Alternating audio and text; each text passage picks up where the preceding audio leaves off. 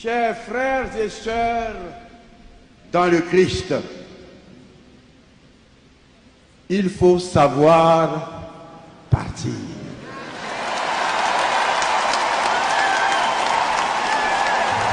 Monsieur le Président, si vous êtes réélu, un troisième mandat avec Alassane Ouattara est-il envisageable? Non, vous savez, à la fin de mon deuxième mandat, j'aurai 78 ans. Tous ces partis politiques qui crient, oui, la jeunesse est importante, la jeunesse est importante. Mais on va à des élections, on est face à des gens même qui ont plus que l'âge de nos parents. Est-ce qu'au sein de ces formations politiques, il n'y a pas de jeunes? À peu près une demi-douzaine à qui je pense.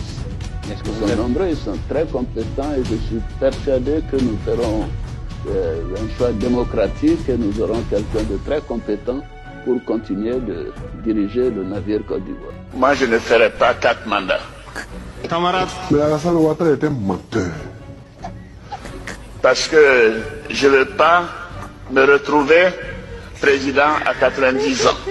Camarade. Il ne faut pas que les gens fassent attention à son esbrouf. C'est parce qu'il est menteur. Le mot est fort, menteur. Le mot n'est pas fort. Qu'est-ce qu'il est? C'est la description. Il faut que les citoyens, que les Ivoiriens puissent s'exprimer librement. Que le président Ouattara se représente, moi je vais vous dire, bon, on ne va pas rentrer dans une discussion sémantique par rapport à l'application de la Constitution. Ce qui me paraît logique, c'est que les 3 grands courants d'opinion, Tian Gbagbo, Ouattara, puissent se présenter au suffrage. Et ce sera aux Ivoiriens de choisir. Bien sûr, il va opposer les communautés. Il ne sait que faire ça. Il dit qu'il vient au nom des communautés nordistes, communautés musulmanes, communautés djoula, contre les autres communautés qui les dominaient, qui les avaient retardés, et lui il va faire un rattrapage. Mais il a plutôt, lui et ses copains, ils se sont plutôt rattrapés financièrement. Ils ont changé leur vie à eux, mais ils n'ont pas changé la vie des populations nordistes. Mais non, le Nord est devenu encore plus pauvre. Les nordistes sont les premiers à se plaindre de M. Ouattara, mais il faut chuchoter, il ne faut pas dire fort, il faut aller doucement parce que ils vont venir brûler ma maison, faites attention, ils ne sont pas bons, ils ne sont pas gentils, ils vont m'ostraciser, ils vont me ceci. Mais c'est un clan qui s'est enrichi au nom du Nord. Regardez, allez au Nord, regardez. On dit oui, mais il a fait des routes là, mais il a endetté les nordistes. Regardez l'anacade, regardez le coton, regardez le niveau de vie, ça n'a pas changé. Regardez les statistiques.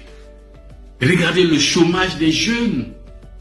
Lui-même, au bout de 10 ans de règne d'un parti politique qu'il a créé depuis je ne sais combien d'années, il n'est pas capable de laisser à ses camarades de parti une direction confortable. Il faut que ce soit lui-même quelqu'un qui règne 10 ans, 20 ans, 30 ans sur un parti politique et qui n'est pas capable d'avoir une équipe pour gouverner. Si lui n'est pas là, on ne peut pas dire que c'est un manager, c'est un fiasco complet. Mais le fiasco au sein du RDR est pareil que le fiasco à l'échelle nationale. Il n'a pas été capable de former une relève. Le pouvoir, c'est dans sa main. C'est lui qui fait tout. Quand il n'est pas là, les autres ne savent pas quoi faire, ne peuvent pas faire quoi que ce soit, d'où la panique globale. Mais c'est pas parce que eux paniquent là-bas que toute la Côte d'Ivoire doit paniquer. L'histoire de la Côte d'Ivoire, l'histoire des jeunes Ivoiriens, l'histoire des populations ivoiriennes ne peut pas se résumer aux caprices de M. Ouattara. Non. Que le peuple me retire sa confiance et que je subisse la rigueur des lois si je trahis mon serment. Je suis venu vous dire, soyez soudés, unis. Si nous sommes soudés, unis, vous allez voir. Ce pouvoir-là, mon frère me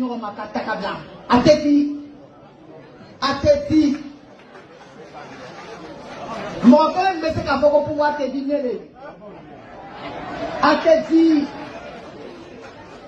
ni 2050 c'est là, on va s'asseoir encore pour rediscuter encore, sinon on te dit, ni tu as qu'à t'appeler comme mais appeler comme nous, il va y avoir la femme. Parce que Amandi non est. J'ai besoin des imams, aidez-moi. Et dans un pays désertique, Dieu a donné un grand arbre à un village. Donc les autres villages environnants enviaient ces villages, pourquoi Dieu donnait, pourquoi Dieu qui a donné le grand arbre là à ce village seulement et nous autres. Mais les villageois, au lieu d'entretenir les grands arbres, ils ont commencé à se battre sur les fruits qui sont sur les branches. Pendant ces temps, ceux qui ne sont pas contents que l'arbre soit dans leur village sont en train de s'organiser pour venir abattre l'arbre. Quand on va abattre l'arbre là, qui va parler encore des branches? Donc le grand arbre que Dieu nous a donné, c'est le président Alassane Ouattara. Que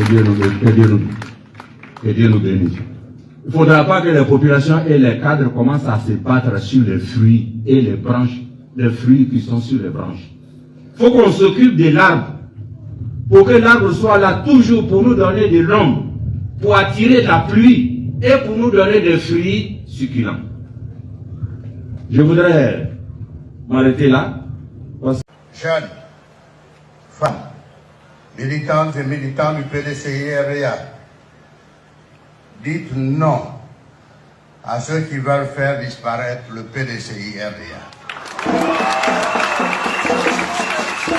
Le PDCI-RDA ne disparaîtra jamais. Il faut savoir partir.